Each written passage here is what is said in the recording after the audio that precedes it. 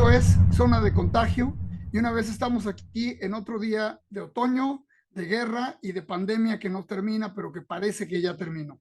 Pero bueno, estamos con la gran suerte de tener a un cineasta que a mí me parece de lo más extraordinario, no solo de México, no solamente uno de nuestros mejores cineastas de exportación, sino uno de los cineastas más interesantes que está trabajando actualmente y que lamentablemente poca gente conoce, aunque mucha más gente de la que uno se imaginaría lo conoce, pero de todos modos merecería ser mucho más reconocido y mucho más visible su presencia. Pero bueno, estoy aquí como siempre con mis colegas, Mariana H., Buenas tardes. que acaba de sobrevivir a una situación terrible en Monterrey, que parece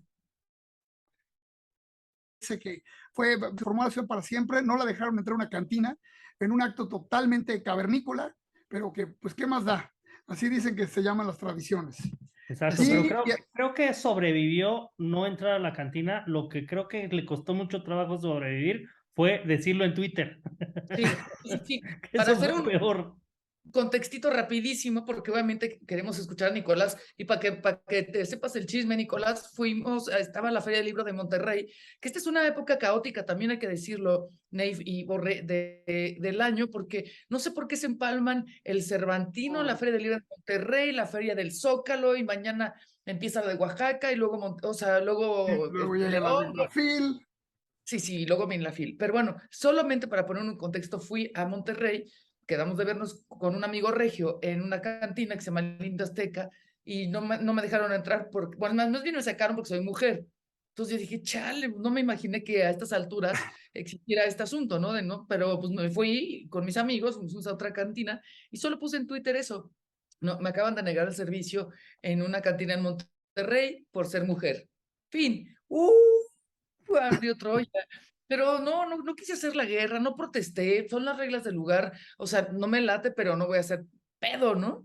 Y entonces luego otras mujeres se sumaron que yo no convoqué, que nada que ver con lo que yo puse en Twitter y se armó. Sobre todo lo que decíamos no es tanto el hecho de que no acepten mujeres, que bueno, sí son tradiciones del lugar, sino que cómo sale la cloaca de Twitter y entonces empiezan a opinar y con y sin fundamentos acerca de algo que realmente no era una guerra que estábamos incendiando, simplemente sucedió, pero bueno, ya ese es el asunto y no tengo nada que ver con la visita de las chicas de Opinión 51 ahí, yo no estaba con ellas, yo no les di el pitazo, nada de eso.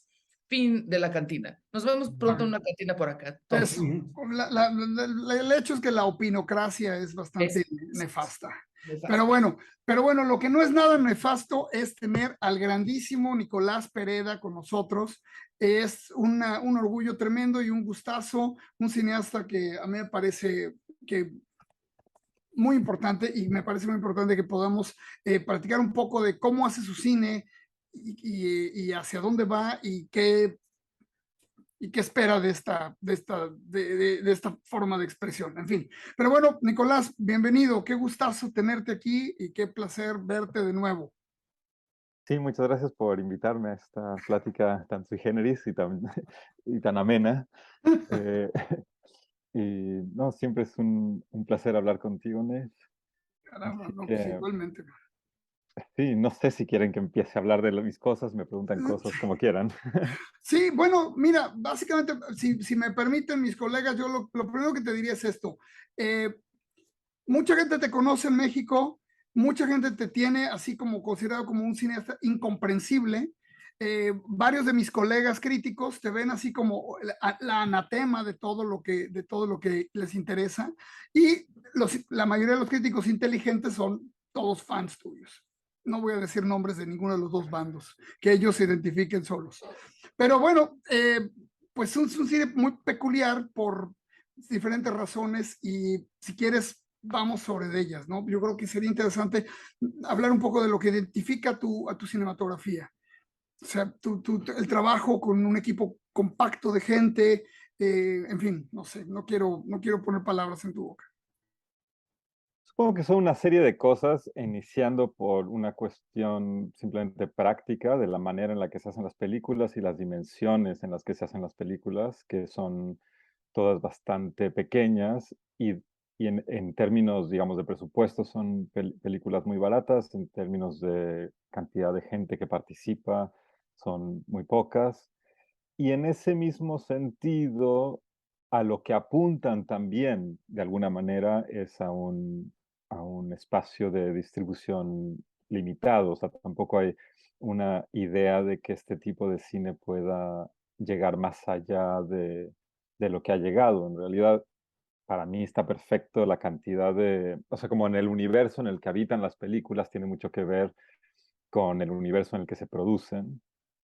Y entonces, eh, nunca nos hemos, y digo en plural por la gente con la que he trabajado tantos años, como que nunca nos hemos planteado que, que el cine que hacemos tiene ninguna necesidad de existir más allá de los lugares en los que existe.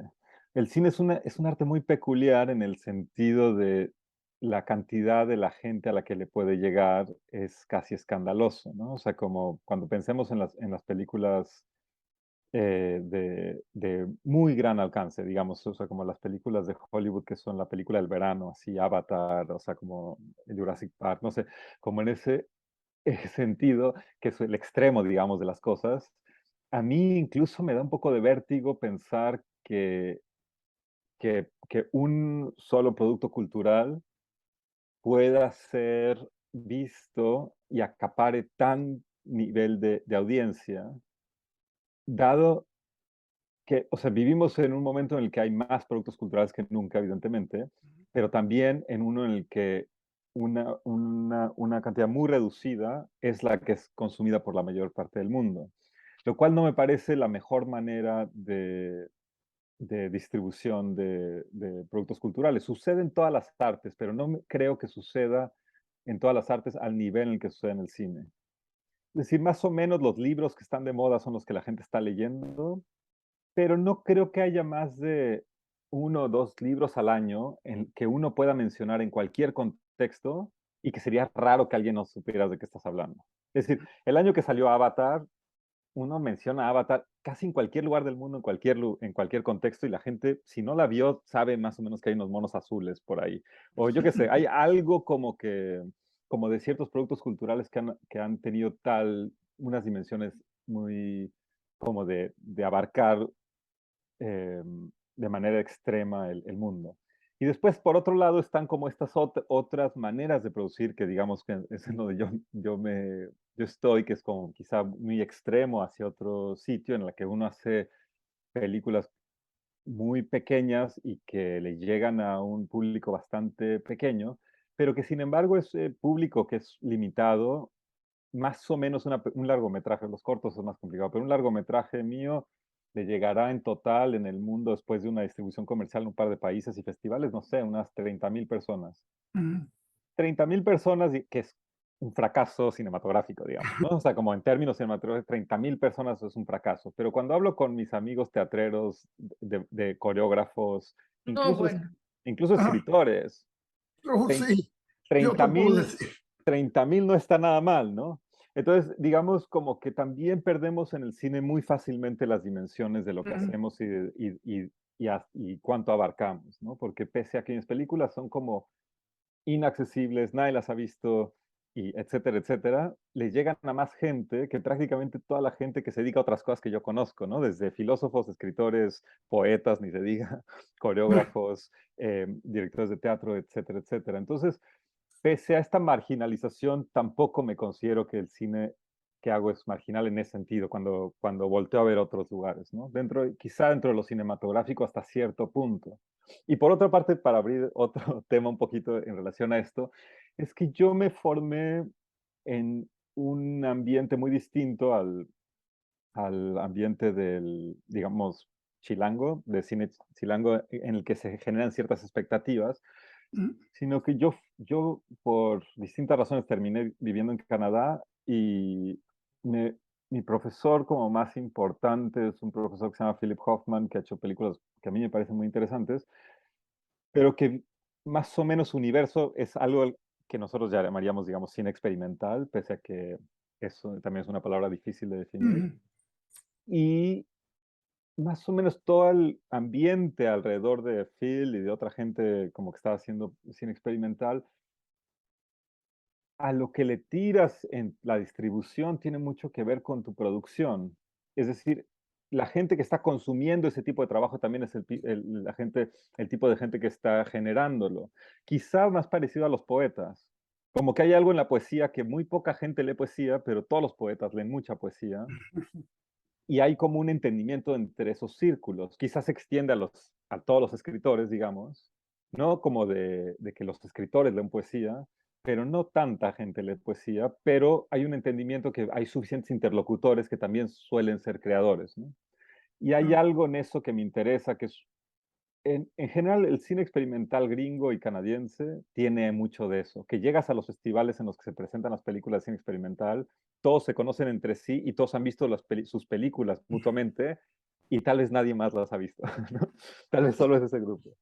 Pero ¿no te da cierta satisfacción? Y quiero ser muy cuidadoso con esto porque creo que a los que estamos en este programa nos ha pasado algo similar. Es decir, no creo que Nave quiera ser un bestseller como Francisco Martín Moreno y que todo el mundo llegue y le diga, oye, leí tu libro, está padrísimo porque es un libro que, digo, que lee un público masivo, entre comillas, si se le puede llamar así en México, ¿no? O que tengas el estatus de una Guadalupe Loaesa, una cosa así, que venden un montón y que todo el mundo te diga, yo leí Las Niñas Bien, y que nosotros sabemos que eso no es lo que queremos. Una cosa es la fama y otra cosa es el reconocimiento. Creo que estamos en este punto de decir el reconocimiento de X tipo de público es lo que nos alimenta. Una vez, hablando de cine, Nicolás, conocí a Everardo González, y fuimos a una cantina porque veníamos a una presentación de un libro y llegó este mesero de más tradición, digamos, de la cantina y se acercó a Everardo y le dijo, maestro, su película la he visto 8 veces y le empezó a mencionar cosas de la película y yo ahí dije, es que es esto lo que nosotros queremos, o sea, este tipo de sensibilidad y no el bestseller, pero nos falta todavía, no sé, Nicolás, es mi percepción, pero esta eh, aceptación y reconocimiento del público que nos pone atención y no que aplaude solamente a una alfombra roja, ¿no? Quizá yo lo veo de una manera un poquito diferente, y yo siento que estoy de acuerdo con lo que dices, hay algo como muy importante de gente a la que realmente le interesa, que de repente se encuentra con tu trabajo y le cambia un poco la dinámica de lo que estaba pensando en torno a lo que sea. Y me imagino, aparte me imagino que con las películas de Verdo eso le debe suceder más veces. Eso no, seguro no es la primera vez que le pasa, digamos, por el tipo de cine que hace claro. y lo que te genera sus películas, ¿no?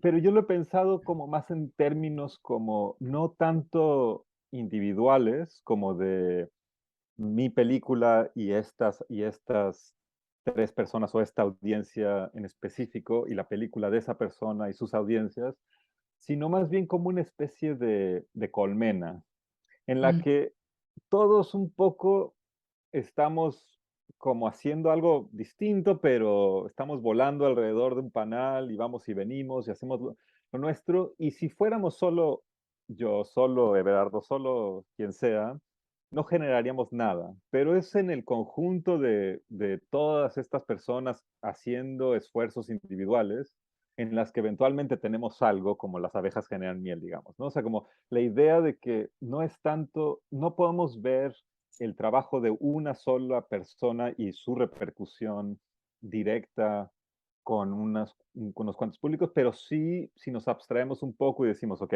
hay 50 cineastas trabajando en activo en esta zona del país durante los últimos 20 años, han producido tantos, más o menos, o sea, y sus películas han tenido como tanta visibilidad en conjunto, y es, y después entonces los públicos que ha generado toda esa diversidad de gente trabajando en conjunto, tiene de alguna manera mayor importancia para mí, de manera en la que yo veo, que si, que también los hay, un solo cineasta haya tenido todo ese público que esos 50 Ujú. y que todos hayan visto, porque entonces por lo menos hay una diversidad de entendimientos. Es decir, yo creo que, por ejemplo, una película de Cuarón la debe de ver más que el resto, sin contar a Iñárritu y Del Toro, una película de Cuarón se ve más que todas las películas de todos los cineastas mexicanos juntos, el resto de Claro, nosotros, ¿no?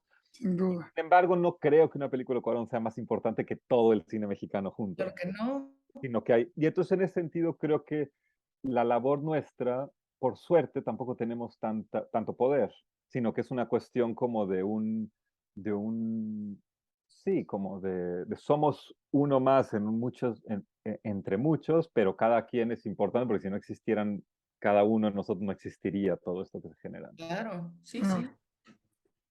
Alejandro, Oye, bueno, y estabas platicando un poquito sobre sobre el hacer cine, ¿no? O sea, el trabajo que es hacer cine.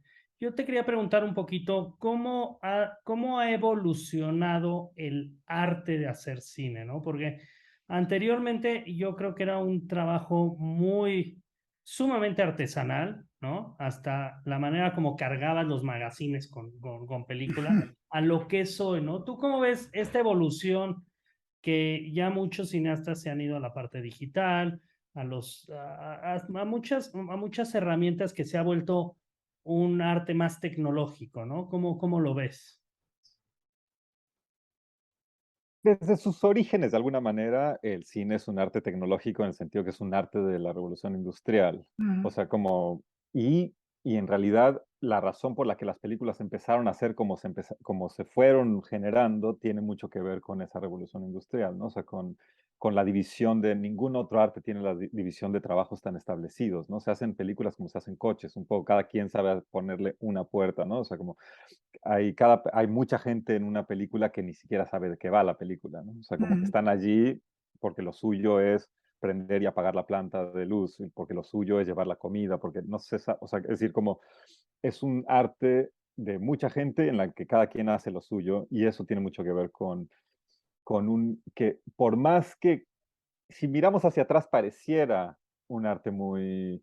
Hay un romanticismo del celuloide y de las cámaras y de la manera, del contacto más material que teníamos con el cine, pero aún así era un arte muy tecnológico, pese a que ahora como ya estamos tan distanciados de esa materialidad, porque ahora todo es digital, entonces como si vemos hacia atrás, hay algo eh, romántico, digamos, de ese quehacer.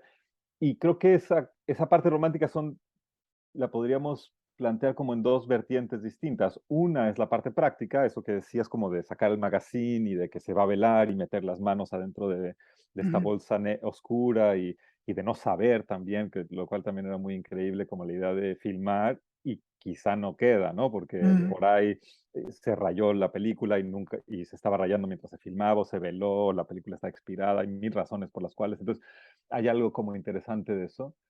Y después, por otro lado, podríamos pensar también la imagen en sí misma y nuestra relación con la imagen quizá cambió radicalmente en el giro digital sin que se haya pensado mucho, porque más un poco como cuando las películas en general, las grandes producciones, se pasaron de hacerse en digital, de venir del analógico, se hizo como por una cuestión totalmente práctica, no por una cuestión estética, ¿no? O sea, como que, y por una cuestión capitalista, como que se pueden vender estas nuevas cámaras, se pueden, no sé, no fue una decisión artística definitivamente, sino que fue una decisión como de la industria. Pero cuando pensamos en cómo se genera una imagen analógica en relación a cómo se genera una imagen digital, es curioso, como, por ejemplo, cuando existen todas estas historias de distintas, que vienen como ideas sobre la fotografía, que vienen de distintos lugares, esta idea como de cuando uno fotografía a alguien, le roba el alma a esa persona, por ejemplo, esa idea. Y esa idea viene un poco porque hay una materialidad en el digital, o sea, digo, en el analógico, ¿no? O sea, está la cinta, el celuloide, lo que recibe es una luz de esa persona que físicamente se impregna sobre un material. Hay algo físico que sucede, no es una invención, digamos, sino que hay como una cosa física que se impregna que tiene que ver con la persona que está afuera. Y el digital funciona de otra manera porque lo que recibe el sensor de la cámara es una imagen que automáticamente se convierte, se destruye la imagen para convertirla en unos y ceros. Entonces, como que no hay lo que uno ve es una imagen reconstruida. Quizá esto es ya irme muy como No, pero está bien, por claro. las ramas, pero me interesa esta idea que lo que uno ve en una película digital ya no le queda rastro físico de aquello que se fotografió. Hay como Claro. una destrucción y reconstrucción de una imagen a través de un software. Digamos, como las imágenes que estamos viendo en este momento Claro. mutuamente, ¿no? Que son como unas imágenes falsas, digamos. En cambio, no sé si falsa es la palabra, pero en cambio en el analógico había una cosa que también es más romántica, que tiene que ver como que sí tienes un pedacito de algo físico de la otra persona, ¿no? Pero bueno, digamos, más allá de ese misticismo, me parece que en el momento en el que entró el universo digital, no se puede decir exactamente que se democratizó el cine, porque evidentemente eh, hay mil razones por las cuales ciertas personas filman y otras personas no, que no tienen nada que ver con los costos de filmar. Como ustedes que son escritores, es evidente, también no necesitas un centavo para poder escribir, pero sí necesitas un centavo para poder escribir. No, o sea, como no es que cueste dinero un lápiz y un papel, pero sí cuesta dinero poder escribir. Y creo que en ese sentido, simplemente el cine pasó de ser totalmente inalcanzable para casi toda la sociedad a ser alcanzable para un pequeño porcentaje más amplio. Ujú. Entonces, por ejemplo, para mí ha sido indispensable porque el tipo de películas que yo hago, las cosas que a mí me interesan, el lugar en el que del que vengo para hacer películas, es, eh, es bastante, quizás simplemente es otra escuela de imaginar el cine, en el que por lo menos ahora como que ya he aprendido un poco otros caminos para recibir fondos, pero para mí hubiera sido muy difícil filmar mis primeras películas en celuloide porque no hubiera tenido el dinero para hacerlo y no hubiera recibido ese dinero digamos, de los lugares en los que generalmente la gente en México hace cine, ¿no? O sea, de los cuales uno saca dinero, como del IMCINE o, sí, sobre todo de las distintas instancias Ujú. del IMCINE, ¿no? Porque mi aproximación al cine no concibe como ciertas cosas que parecieran ser fundamentales para el cine, que tienen que ver con contar una historia, creación de personaje, relaciones de causa y efecto, estructuras dramáticas más o menos convencionales de las cuales estamos acostumbrados. Y como creo que mi cine viene de otro lugar, entonces el digital lo que me ayudó es que podía hacer películas sin ninguna...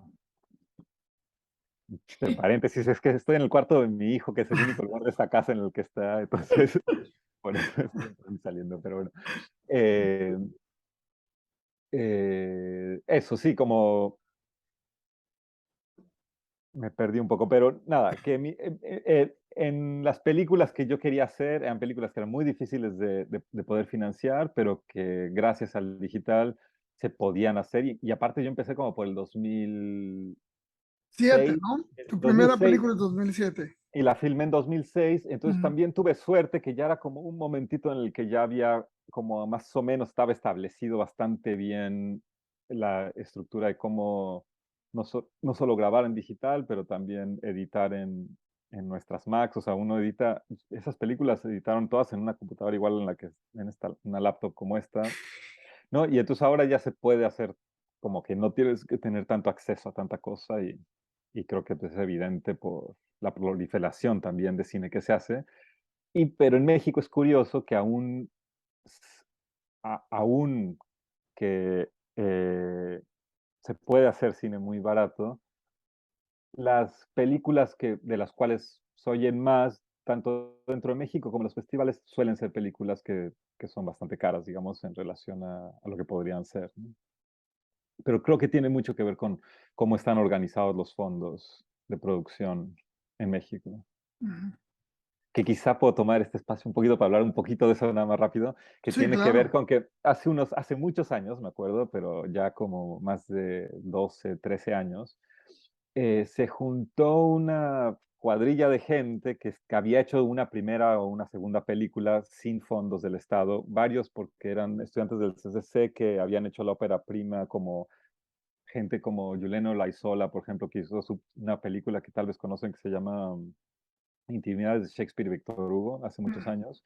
Es un documental qué súper horror. bueno que lo hizo como era un ejercicio que hizo como en segundo año o tercer año de escuela y en el CC, y después se volvió una película que le fue muy bien, ganó muchos festivales del mundo y tal. Y después había Rubén Imas, que es su pareja desde entonces, había hecho una película que se llama Familia Tortuga, que le ha ido también bastante bien.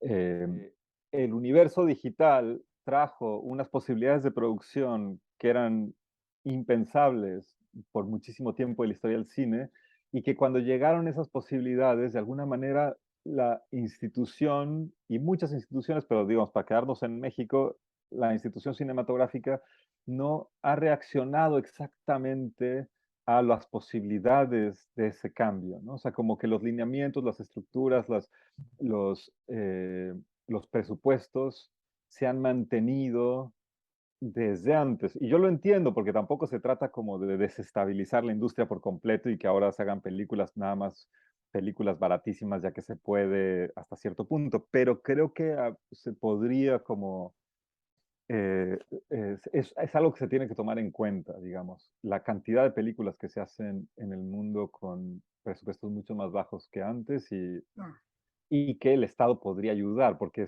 de alguna manera en México se hacen o películas de 5 o 10 millones de pesos o películas de 20,000 pesos, ujú. porque nadie tiene en su casa 200,000 pesos guardados para hacer una película, Claro. Ujú. ¿no?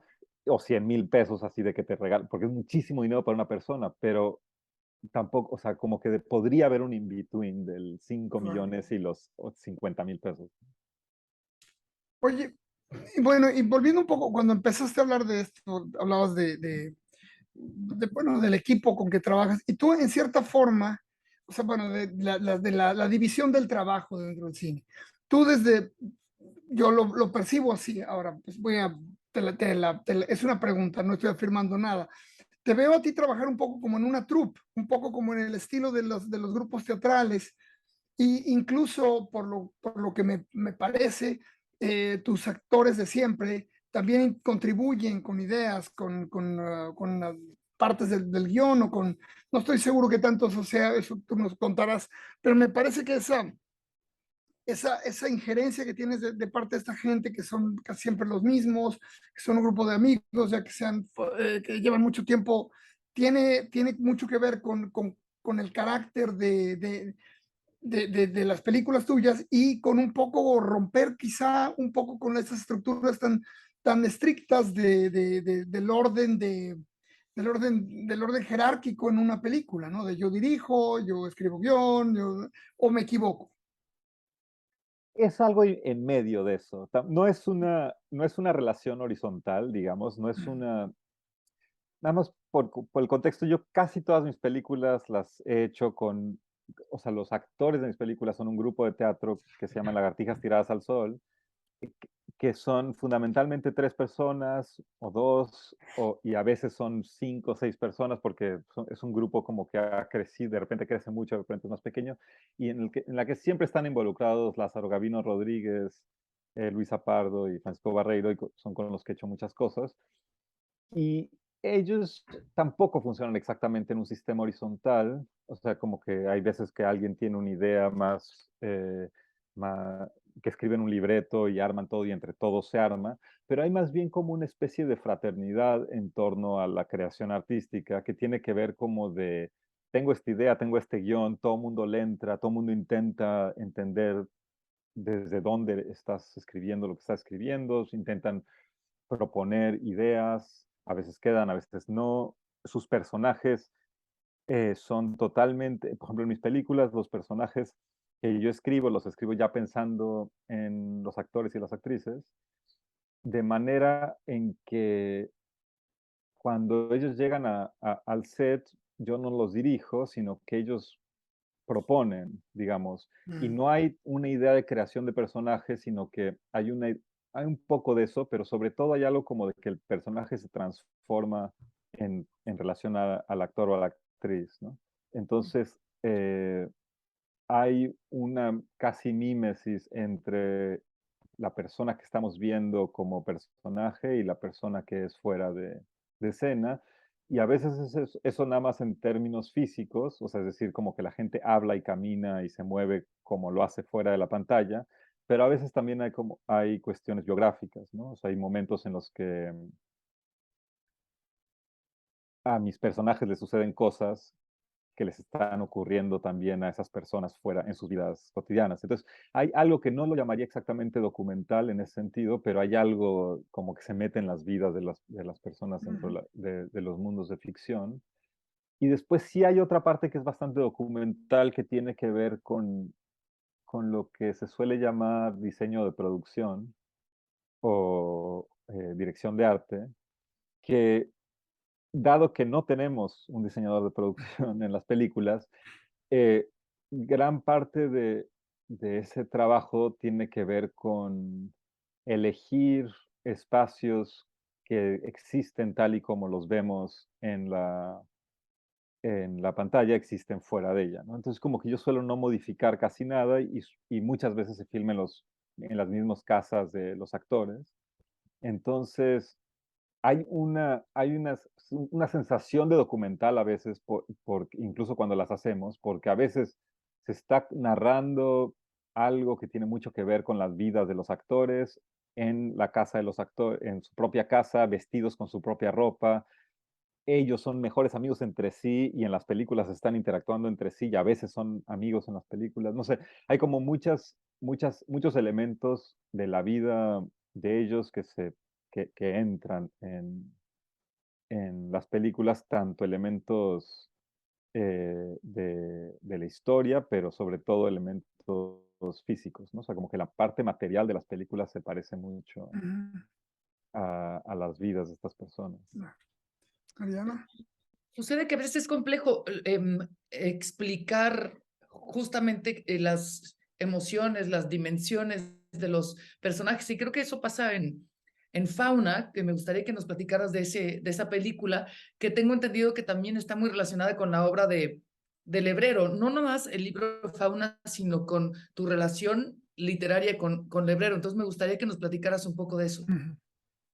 Sí, es dos cosas. Por ejemplo, Fauna es una película que surgió como la idea tiene mucho que ver con la vida de Paco, de uno de los actores, porque Paco actúa en la serie Narcos México, en la vida real, y entonces cuando él empezó a actuar en esa película, surgieron dentro de la compañía de teatro de Lagartijas y conmigo como una serie de conversaciones acerca de por qué hacemos lo que hacemos y cuál es el significado o la responsabilidad de los actores en torno a los personajes que representan y después como lo problemático que puede llegar a ser una serie como la de Narcos en términos como de reducir el conflicto contemporáneo de la lucha contra las drogas como una lucha de estos capos de drogas en contra del Estado y como, no, o sea, como todas esas complicaciones de las cuales podemos pensar y después cómo se implica un actor dentro de eso y como ese actor es uno de mis mejores amigos y una de las personas con las que trabajo, entonces surge esta pregunta, pero no es una pregunta nueva en realidad en el grupo porque anteriormente Lázaro Gavino ya había hecho películas similares, ¿no? O sea, había salido en El Infierno un momentito y le cortaban la cabeza, y, o sea, con un papelito pequeñito, ¿no? Como entra, le cortan la cabeza y se termina el personaje.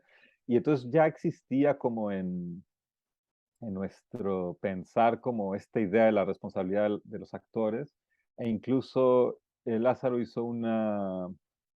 tiene un fanzine. Lázaro se llama Lázaro ahora, ya antes se llamaba Gavino, entonces me refiero como Lázaro, pues se cambió el nombre hace 2 años más o menos. Ah, mira, no sabía Por eso. eso, y escribió un fanzine que es como una especie de panfleto moral para jóvenes actores, ¿no? Es interesante en realidad. Es un poquito como too much, como de hacer una constitución moral para jóvenes actores, pero es interesante también y anda por ahí, existe en distintas zonas, seguro está en internet también, está divertido ese. Qué Y curioso. después, por otro lado, lo de la parte literaria de la película surgió casi por un poco circunstancial. O sea, yo cuando estaba escribiendo, yo me abro como los guiones a que cualquier cosa en mi vida puede influenciar lo que termina entrando en los guiones. Ya estaba leyendo ese libro de fauna del Lebrero y creo que, no sé si ese mismo libro viene con otro libro Sí, en la viene con edición, dos, sí. uno que se llama Desplazamientos, me parece. Ujú. Y creo que en realidad parte del thriller que me robé, creo que es del otro, es de los dos. Me robé un cachito de fauna, un cachito del otro libro, y, y- pero es como, quizás si no le hubiera puesto fauna a la película y me hubiera encontrado otros nombres, aunque hayas leído esos libros del hebreo, no te hayas dado cuenta que me lo robé de ahí, porque son como ideas que voy agarrando sin que, y aparte sin volverlo a leer, cuando estoy escribiendo el guión no es que esté con el libro del hebrero como revisando cómo fue para hacer una adaptación, sino es como más bien como qué se me quedó en la cabeza de lo que estaba escribiendo el hebrero y más o menos lo voy escribiendo. Y después ya mezclado con otras ideas que tenía, termina siendo una especie de popurrí, pero yo siento que es una manera de escribir guiones que tiene que ver más con el collage, porque yo no soy escritor y jamás diría que soy un escritor, digamos, porque, sobre todo porque no tengo ninguna capacidad de estilo literario y tampoco escribo bien, como gramaticalmente de entrada. Entonces, pero yo siempre he visto un guión como una especie de, de una ayuda para irme a filmar. O sea, lo que yo hago son imágenes y sonidos. Estas letras que escribo acá simplemente es como una guía, un poquito para irme llevando. Me da hasta, o sea, me daría un poco de pena, vergüenza que la gente fuera de mi pequeño equipo leyera eso, ¿no? O sea, porque más bien es un poco, no es un, sí, no se pueden leer para disfrutar. Hay guiones y hay guionistas que sí, ¿no? Que es interesante. No sé si han leído guiones porque no se suelen leer y hay gente que escribe muy bien. A mí me cuesta trabajo porque aparte yo escribo los guiones de manera muy, casi como si fueran recetas para como listas de súper, ¿no? O sea, porque eso es poco, yo como que necesito todos estos elementos y hay guiones que he escrito sin diálogos porque sé que los van a improvisar. En Fauna no, en Fauna sí los escribí todos exactamente como lo dicen, pero el resto no describo a los personajes cuando los introduzco, porque si ya sé qué va a hacer Lázaro, ¿qué me voy a poner que tiene una cara de esta manera? Y eso, o sea, como que es una pérdida de tiempo para mí, porque no necesito que pasen los guiones por muchas instancias para... Entonces, es como que tampoco describo los lugares porque ya sé dónde voy a filmar, y si no sé dónde filmar, sé que no voy a poder encontrar el lugar que yo me imagino porque no tengo esos recursos, ¿no? Como para tener un scouter que busque y busque hasta que encuentre el lugar que yo describí, sino que más o menos, por ejemplo, el hotel no lo tenía cuando escribí el guión, pero había visto otro hotel por esa zona en Matehuala, un hotel que todo el mundo conoce que ha pasado por Matehuala, que se llama Las Palmas, entonces yo pensé que iba a utilizar ese hotel, pero cuando fui a preguntar me dijeron que de ninguna manera, entonces encontré este otro que estaba totalmente abandonado. En fin, me suelo ir por las ramas, como, como pueden ver. Pero, pero volviendo al Lebrero, lo que en realidad me interesa más del Lebrero es menos esos libros, Fauna y Desplazamientos, que son un poquito más policíacos, un poquito más movidos. Me interesa bastante su novela más famosa, supongo, la novela Luminosa, que es una novela acerca de su cotidianidad, como de qué hace día con día. Se ganó una beca, se ganó la Guggenheim, tiene una lana que nunca había tenido en su vida porque es un tipo como que, típico, o sea, es como muy uruguayo, como una persona que no tiene un centavo y que agradece un poco el hecho de no tener un centavo en la vida porque entonces no se le complica el mundo.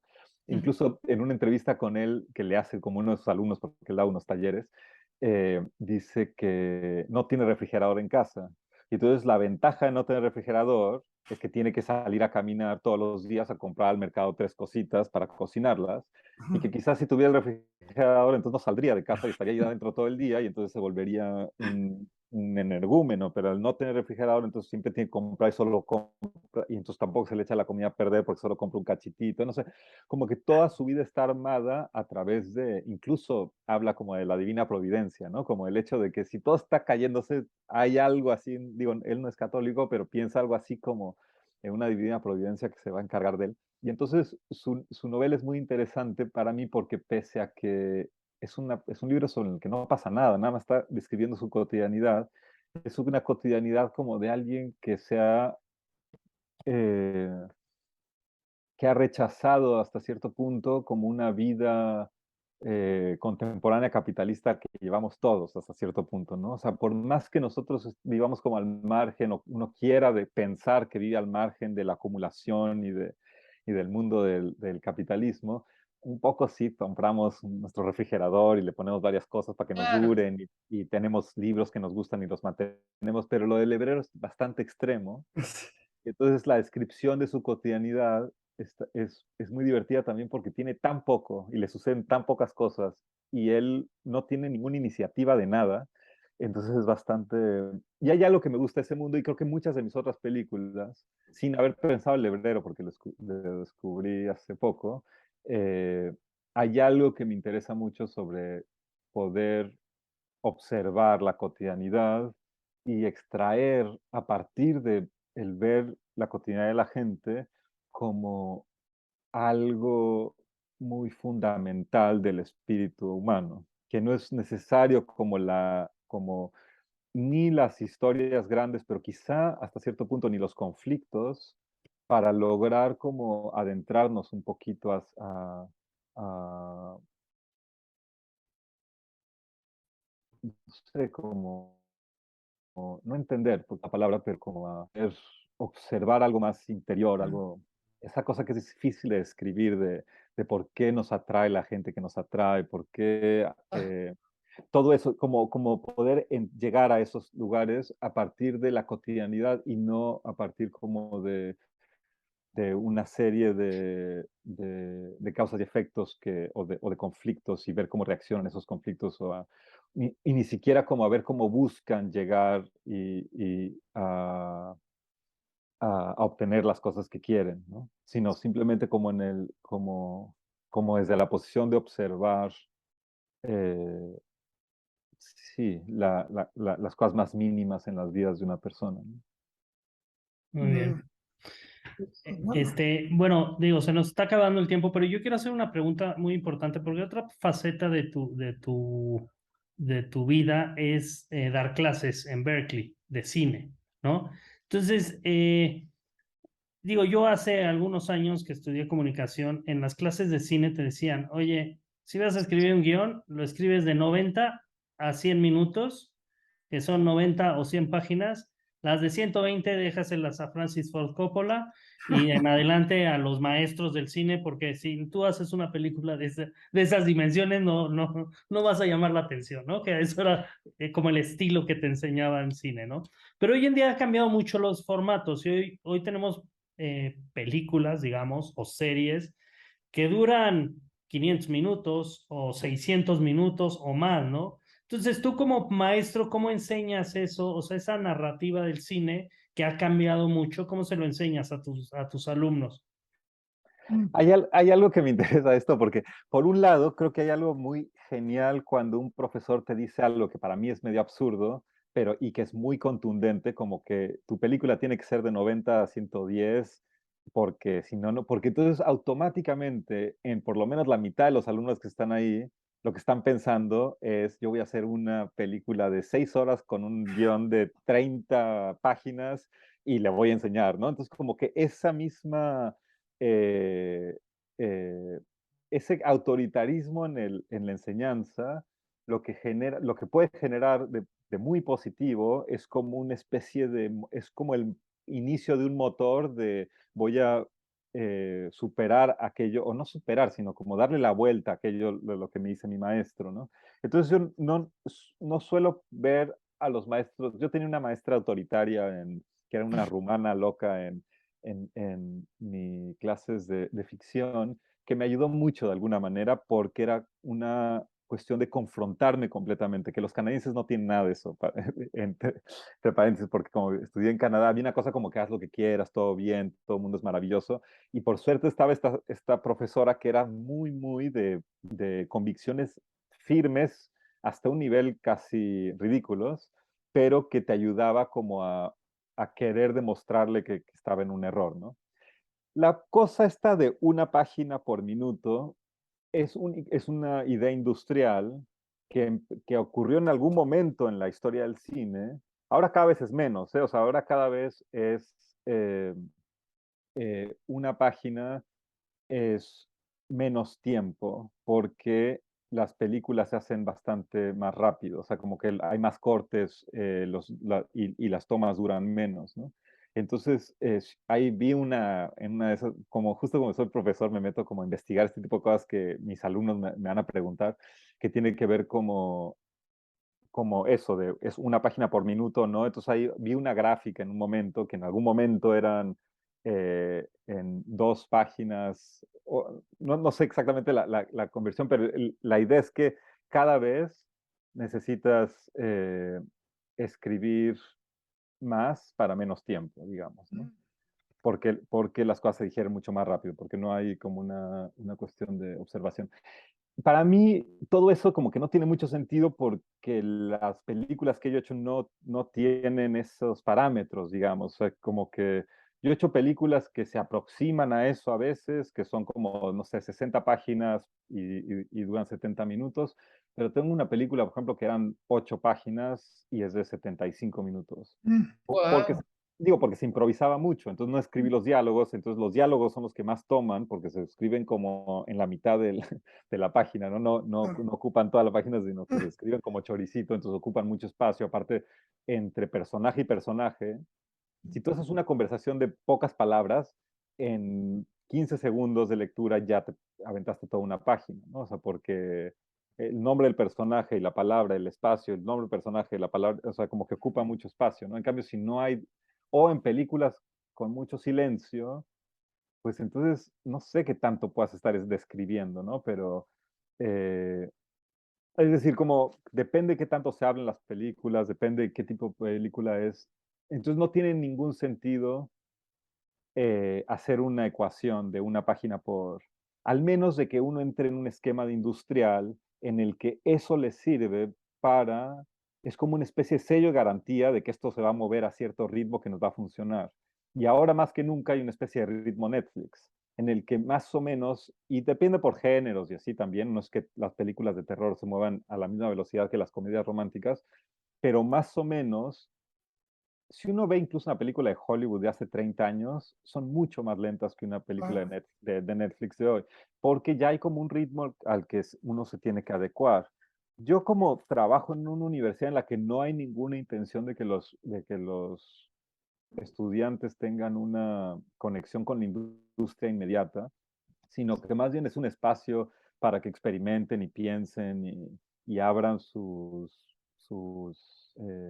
posibilidades de lo que puede ser ni siquiera su arte, de lo que se dediquen en la vida, digamos. Entonces, no hay como una necesidad de decirles así funcionan las cosas en la industria y te voy a explicar, sino que para mí es lo contrario, como pedirles que no se vayan hacia allá tan rápidamente, que están muy chicos, que pueden llegar ahí más tarde, que tienen unos años en los que pueden experimentar por otros lugares. Y si después ya experimentaron y tal y deciden que sí, que lo que ellos quieren es Netflix, entonces ahí ya pueden leer los libros de Sid Field y esta gente que te explican cómo hacer un guión cinematográfico correcto, ¿no?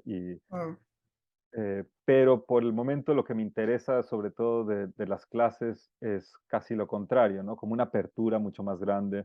Les muestro como cortos experimentales que a mí me interesan y les pido que hagan como ejercicios influenciados por esas cosas que nunca hubieran visto de otra manera, ¿no? Cosas así.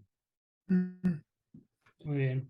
Digo, pues sí, ya Pues, se ¿cómo nos va vamos? acabando el tiempo. Se nos acaba el tiempo. Sí. Hijo, se nos acabó, pero Que busquen las películas de Nico Pereda, porque hay cosas que pueden encontrar en línea, hay Sí. algunas que ya vencieron por cuestiones de derechos, pero hay cosas que pueden encontrar ahorita mismo si se meten a YouTube, hay varias cosas que pueden encontrar. Sí, bueno, hay varias cosas. Yo me quedo muy frustrado porque yo tenía muchas ganas de hablar de mis películas favoritas de Nicolás. Me hubiera encantado hablar de los grandes éxitos, que es una cosa que a mí me parece absolutamente maravillosa. Esa es ya de hace algunos años. Y de Fauna me hubiera encantado ver un poco más porque también creo que tiene unas virtudes extraordinarias y creo, a lo mejor me equivoco, es la más fácil de ver, la más amena, la más divertida, la más llevadera de tus películas, por lo menos de las nuevas, digamos de la mitad para acá. Y en cambio, una que me parece muy, muy misteriosa y muy interesante es la de las historias de los dos que soñaron, Sí, que ustedes es dos soñaron. Sí. que es muy extra, o sea, hace un momento has mencionado un par de veces la palabra experimental, y si hubiera que definir para mí lo que es cine experimental, yo diría, pues tú en muchos sentidos has incursionado en eso, ¿no? Entonces, es algo que es una etiqueta que tú asumirías o no, y bueno, con eso ya terminaríamos esta charla. Ok, sí, hay una mala fama de la idea del cine experimental, como Claro, si cine experimental, y yo sí lo asumo, pero como si cine experimental fuera agarrar cosas, tirarlas al aire y donde caigan más o menos, ¿no? O sea, como exacto. hay como una sensación de que el cine experimental uno va como sin saber a qué, con una cámara filmando cosas, pero yo creo que el cine experimental tiene más que ver con lo que se hace en las ciencias cuando se habla de experimentos, ¿no? O sea, ningún científico se pone a echar ningún químico se pone a echar químicos a lo loco a ver qué sucede, sino que hay como unas ideas muy preconcebidas, con una hipótesis, con una dirección. La única diferencia es que la idea de un experimento es que no se ha hecho antes. No se sabe si realmente vas a llegar a aquello que tú te planteaste a lo que vas a llegar. En cambio, no es como nada más la verificación de un esquema de hacer las cosas como se suele hacer en la industria, ¿no? Como que se sabe si una página por minuto, si armamos una historia de tal manera, sabemos que vamos a llegar a este lugar. Y para mí el cine experimental simplemente tiene que ver con reinventar fórmulas porque al final se pueden convertir en fórmulas, pues reinventar maneras de hacer las cosas tanto en términos prácticos, pero también como de estructuras dramáticas, no sé, cualquier cosa, inventar eh, eh, sí, todas esas decisiones que uno toma cuando dirige una película, como replanteárselas, para mí eso es hacer cine experimental. Y obviamente hay películas en las que experimento mucho más que en otras. Hay otras películas en las que utilizo convenciones que ya se sabe que funcionan porque otra gente las ha utilizado de mil maneras. Y hay veces que me interesa hacer cosas que no sé si van a funcionar, pero que tengo una idea de lo que según yo va a surgir y como también suele suceder en muchos experimentos científicos, me acaba saliendo otra cosa de lo que yo pensé que me iba a salir, pero que tiene un sentido, pero uno le encuentra el sentido, ¿no? Ah, En fin, pero qué gusto hablar con ustedes. ay, Me enrollé bastante con muchas cosas que van más allá de mis películas, pero creo que son interesantes. no, Oh, buenísimo, muy bien, muy buenísimo. bien. No, Súper muchísimas gracias, interesante. Nicolás. Sí, Muchas pero es gracias. importante ver las películas. Digo, está padre eso, bueno, padre en algunas cosas, que es fácil encontrar en YouTube y en algunas, en Internet, cualquier Plataformas, cosa. esperemos que Sí. estén accesibles. Para ver Algunas. las películas de Nicolás, para que nuestros seguidores vean esas películas y entiendan un poquito todo esto, la filosofía de cómo hacer un cine totalmente diferente a lo que sabemos o comprendemos o vemos en el cine o en Netflix o en Amazon, ¿no? Pero muchas gracias, Nicolás. Sí, Nico, muchísimas gracias, caramba, padrísimo tenerte. Hubiera sido muy padre también meternos más en el asunto de la relación entre fauna y el narco y todas esas lecturas de lo que hablaste un poco, ¿no? La responsabilidad de los actores, pero mucho más allá de eso, creo que esa película da para una gran discusión, aparte de estética y técnica y todo lo demás, también moral, ¿no? Pero bueno. Muchas gracias y pues caramba, qué gusto tenerte aquí. Amigos de Zona de Contagio, avísenle a su tía y a su abuelita que ya está aquí con nosotros Nicolás Pereda y que quién sabe cuándo va a volver porque no es fácil conseguirlo. Está siempre en lugares muy lejanos y muy remotos. Y pues nos vemos pronto. Gracias. Gracias. Gracias.